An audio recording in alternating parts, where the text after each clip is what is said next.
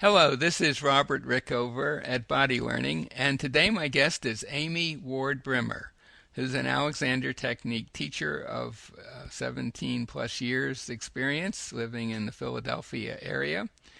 She has a background in acting and directing and has served on the faculties of Yale University, the Hart Conservatory, and Brooklyn College. She's also a certified childbirth educator and someone who's read extensively on the technique, and which is relevant to our topic today, which is we're going to take a look at a quote by John Dewey, who was a student of Alexander starting in actually during World War I. And we're going to talk about that quote, which I'll read in a moment. But first, let me welcome Amy to the show. Hi, Robert. Happy to be here. Yes, it's good. It's good to have you on the show. I did send you this quote, which I'm going to read in a moment. And as you said, it did start a train of thinking in your mind that we're going to pursue in this conversation.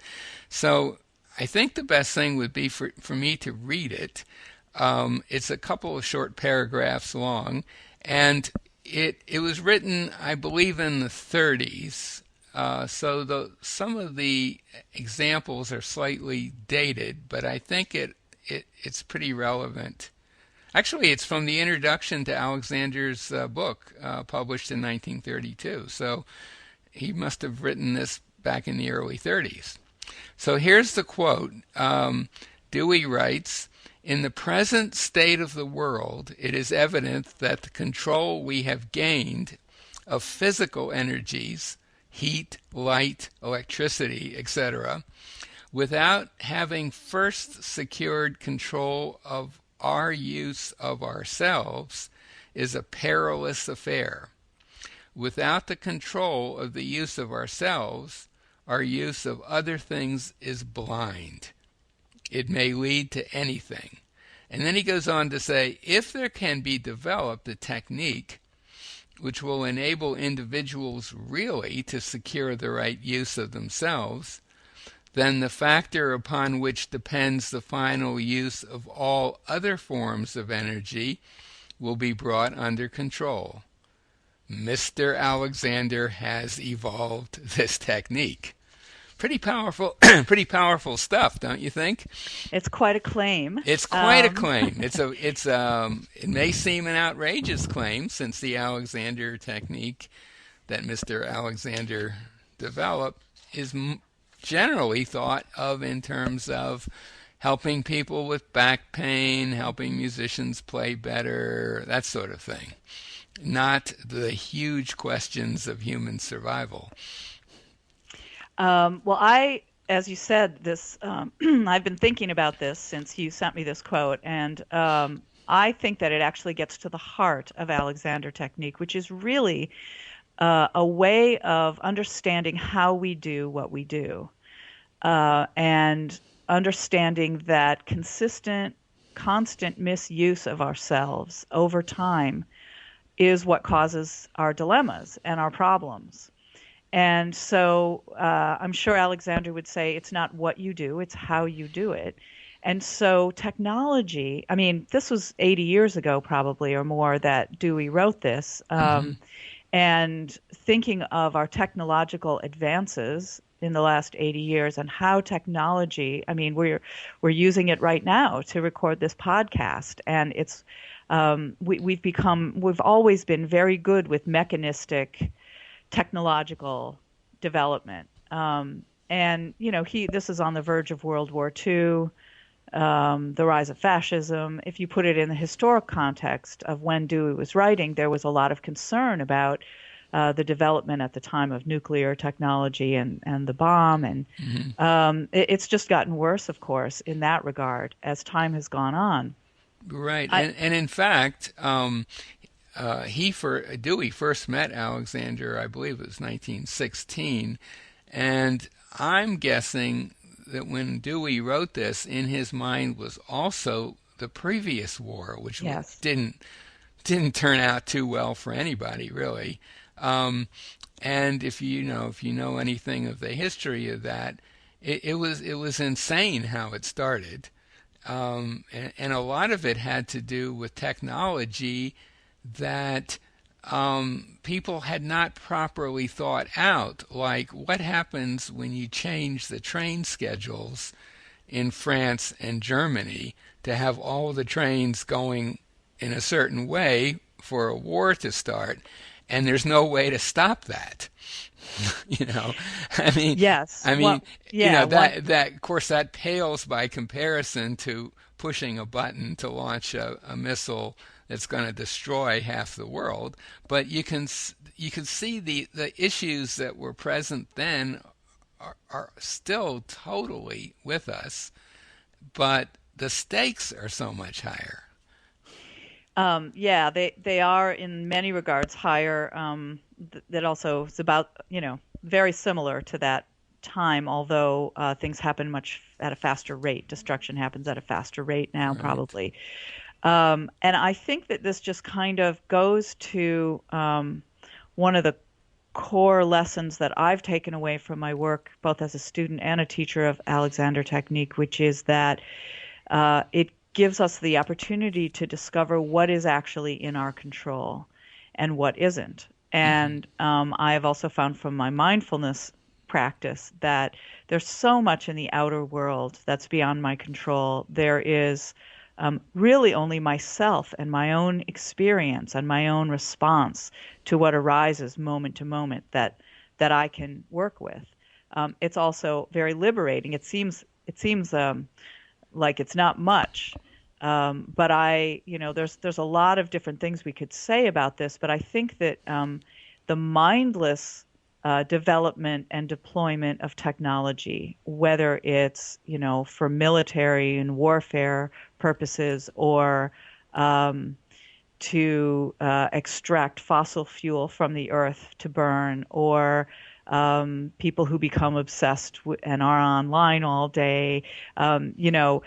Technology is a tool, but used mindlessly can be extremely dangerous, and certainly takes people away from um, truly living.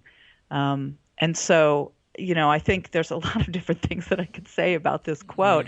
Right. I think that when we look at F.M. Alexander's discovery of um, reducing the interference that we place on ourselves, if you, for example, can learn to sit in a way that is in alignment with how you're designed to sit, if you can walk, if you can uh, sweep a floor or shovel a driveway in the winter, according to how you're designed, that's possible because you're thinking in activity, you're with yourself in that activity. Your mind isn't off doing something else while your body is working. And I think that that might be what Dewey is pointing to here, is that the basic principles of applying Alexander's work to our daily habitual use of ourselves has implications. If everybody was able to do this, if we could bring the Alexander technique to a wider number of people and we were all applying the principles as often as we could throughout the day, our thinking changes and thus our behavior changes. And I think all the wisdom traditions of the world say the same thing. Um, so that's a pretty big claim as well. but I, Right, right. Well, but that has been my there experience. was an early student, early American student of Alexander's. I think his last name was Lee, who proposed that all the president and all members of Congress be, as he put it, be Alexanderized. Didn't really happen, but let me just play devil's advocate here for a moment. I think a lot of people familiar with the Alexander technique would totally get that by using these principles, you can improve the way you function on a physical level. You can do things more effectively. You might even you could make better decisions about how you deployed your body to do things. Let's put it that way. Okay. But then what they might say, well, now let's say the president is sitting at his desk, and sure, if he had Alexander lessons, he could sit more effectively. His breathing would probably improve.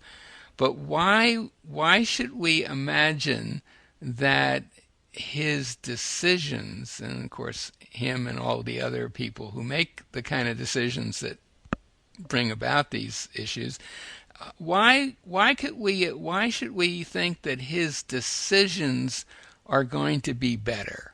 Yes, he'll be more effective perhaps in carrying them out, but why would they be better? That's an excellent question. And I think if I imagine myself in the Oval Office in that position, which I don't, not a picture I want to stay with very long, but if I were the president and I knew how to use the Alexander technique day to day, I'm just picturing the kind of pressure that someone in that position is under and the number of voices that would be pressing their agenda on me to do what they would want me to do, to decide what they would want me to decide. And I think this is not necessarily only for the president. It could be someone who's head of a company or in a position of responsibility or a mother. Congress, but people in Congress or military people, same thing. Or a mother at home with a couple of kids, right? Saying, let's do this, let's do that. In those moments of pressure where a decision does need to be made, the Alexander technique gives us the opportunity to pause and to become clearer in the moment and not be quite as reactive, not be quite as pulled in one direction or another, but to be clearer and more centered in our own self. Now, the president might not make a decision I would agree with, just like a child might not agree with what a mom would decide whether to buy something at the grocery store or not. But in those moments, you are able then to be freer and clearer in your own mind as you're freeing your musculature and, standing in more balance. You're able to be more authentic and available to yourself. And in that sense, I think the decisions would be better. They would be more true to the person making the choice. Mm-hmm. And then, of course, you would have to hope that the people of the country who elected that person would elect someone who had a better kind of core value system, or because if he could be someone who was crazy, and they could get closer to their core values and do something not so helpful. That is possible. That's the problem too. But I think what you said about the pressure, from my limited knowledge of how the White House works, access to the president is this thing you have to go through lots of hoops to get, even for a minute or two, because there's so many people who want to suggest something or put a certain argument to him, and so he must have, as you said, all of these voices telling him things, sometimes in direct opposition to each other, and his job is to weigh them and make what he feels is the best decision and not be influenced, I guess, by the pressure of the moment to come up with something quickly that's not going to be helpful. It's dealing with that kind of external pressures and not letting it create internal stress, I suppose, is one way of putting it. Exactly. Well, and I think thinking more about what Dewey was saying about what Mr. Alexander had developed, a method that could, give us the chance to use ourselves better and thus maybe be more conscious of what it is we're developing in terms of controlling the external forces of heat and light and gravity and we've been to the moon. We're at Mars. We've got something up on Mars now. We go deep sea exploring. There's a lot that's happened since Dewey even pointed to this, and I think that what he's saying is, what good is it to be able to control the forces of nature if we don't recognize our own need to control and have good use of our own nature? Right? It's our own nature that he's really pointing to. And so, I mean, we could make an argument that someone at the level of the presidency or Congress or the top CEOs in corporations, if they really understood and began to apply Alexander Technique, the whole structure of their systems might change. Because really, my experience with Alexander Technique and the use of the self is often at odds with our broader cultural sort of systems of things. And so, democracy itself might even change. Wow, we're really that's a whole different podcast. we're moving into a much higher sphere here. But I have no evidence of that. That's just I don't disagree. But I think I do think it's possible to see a correlation between physical stiffness and mental rigidity in people. I've noticed that people who seem kind of rigid in their thinking typically, I won't say always, but typically are pretty rigid in how they hold their bodies and how they move. And, the other thing that kind of jumped out at me when you were talking about what you felt Dewey meant by that, I believe it's Dewey's wife who, in an interview after Dewey had died, in an interview with Frank Pierce Jones, who wrote a pretty important book about the Alexander Technique, said that Dewey, the two things that Dewey talked about a lot that he had gotten from the technique, one was a much better body awareness, and he was particularly proud of the flexibility of his rib cage, which apparently was quite unusual in a person that as old as he was. And the other thing that he said to her was that he found that after Alexander lessons, he was much better able to be in a discussion with someone who held an opposing view and to actually listen to it and take it in without superimposing his view in opposition to it right away. That he was more, he could take in an idea that he basically may not agree with, but he could look at it more objectively, perhaps it would be a way of putting it. And that kind of ties in with what the president faces or any leader faces with all these people coming at him from different directions. Yeah, well, that's beautiful, and I think that ties in with what we all have to deal with from time to time, if not frequently.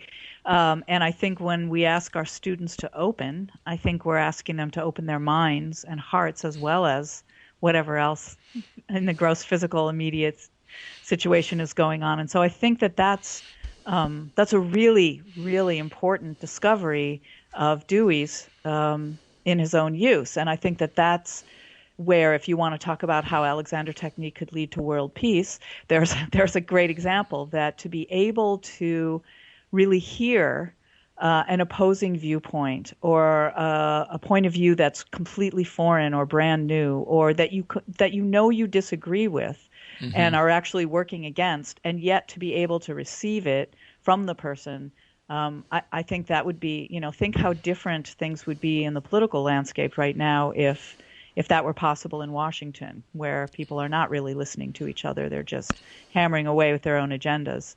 And I think, I think when people get into conflict with each other, that's one of the beauty parts of knowing Alexander work, is when you can remember to apply that, you can solve conflicts with the people in your life more easily and more effectively because you're not sort of getting ahead of yourself. You're able to stay with yourself and receive. And so his flexibility of his rib cage extended to the flexibility of his will or his mind. That's beautiful. And I think Alexander teachers are uniquely qualified to be aware of how rigid thinking gets in people's ways, because we've all had the experience over and over and over again at telling strangers or acquaintances what the Alexander technique is, and getting these really odd reactions that make it clear that what we're talking about is so far out of their conception of what's possible that they just reject it out of hand. So I think we're on the receiving end of that sort of inflexible reaction to a new idea all the time. Yes, that's very true. I was just thinking of a new student that I started with recently who, like many people that are looking for help right away. And the biggest interference in this woman's life right now is that she rushes through everything, mm-hmm. and is then surprised at the results of that and frustrated that she's not accomplishing what she wants to accomplish. And the challenge of learning to slow down, and look and observe and notice, is a really big challenge. And there's a lot of rigid thinking in, no, I need to solve this problem yesterday. And there's actually fear in her around slowing down and considering a new way of thinking, a new way of being with herself. That's just the first example that comes to mind because it's the most recent one. But that's really a situation that that I think has gotten, I don't know, I see it really growing. And I'm thinking one of the other things I was thinking about with this Dewey quote and technology and how we relate to technology, we expect everything to happen instantly.